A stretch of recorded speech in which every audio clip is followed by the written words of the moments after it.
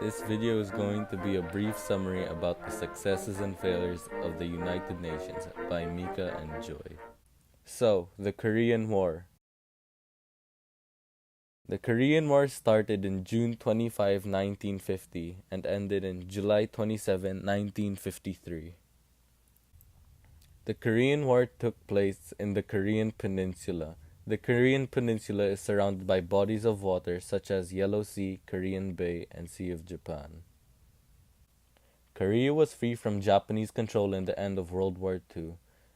North Korea was occupied by Soviet troops, while South Korea was occupied by US troops. In 1948, troops withdrew and Korea was divided in half by the 38th parallel.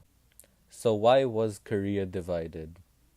The North Korean leader and South Korean leader, who are enemies to one another, won't accept the border between them as permanent, leading to North Korea to invade South Korea and take control in its capital city, Seoul. So what was the UN's involvement in the Korean War?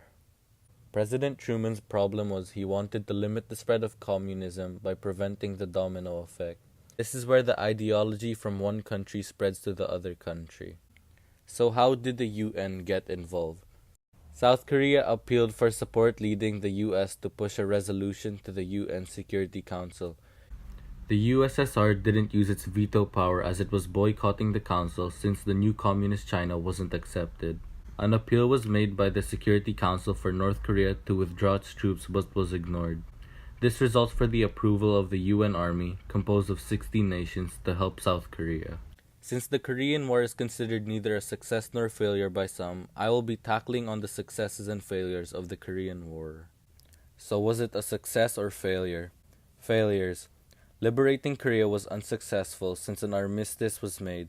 The second phase of the Korean War was a failure due to Chinese intervention, which drove the UN forces back in January 1951. Chinese and North Korean troops captured Seoul. Many troops and civilians died without victory of either side, leaving around 2 million orphans. Successes.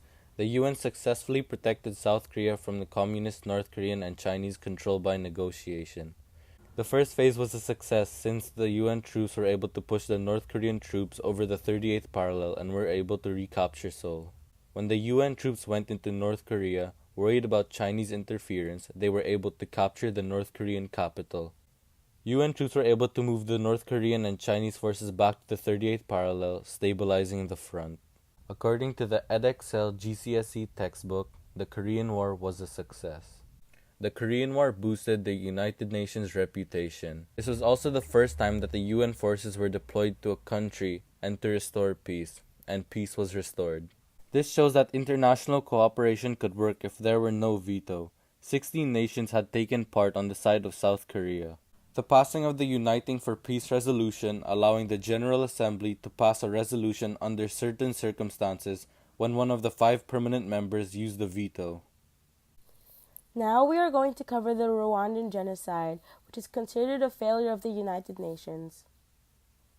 The Rwandan genocide started on April 7, 1994 and ended on July 1994. It took place in Rwanda, east of Africa. There's always been tension with the Hutus and the Tutsis. The tension between them increased during the colonial period when in 1916 the Belgians regarded the Tutsis to be more superior. After World War I, the Belgians gave Rwanda independence and gave the Tutsis more power. This caused the Tutsis having better jobs, education, etc. This also caused the Hutu extremists to kill the Tutsis. So, why did this happen? 1990, a civil war began. In April 6, 1994, President Habyarimana's plane was shot down. The French judge blamed the Rwandan president Kagame, former leader of the Tutsis rebel group. He later denies it and states that it was the Hutus extremists who planned on exterminating the Tutsis community. Hours later, violence began from the capital to throw out the country. The death of the Hutu president was the main cause of the genocide. This is definitely considered a failure for the UN. Why did the UN fail in Rwanda? The UN refused to believe that the conflict in Rwanda was a genocide and was hesitant to take action. The USA was also reluctant to get involved, persuading others to do so. It was estimated that 800,000 Rwandans were killed around 100 days. Women were brutally raped. Men, women, and children were killed, mutilated with guns, machetes, and grenades. The Hutus or the Tutsis weren't allowed to express their true feelings about the genocide. If they opposed it, they were killed.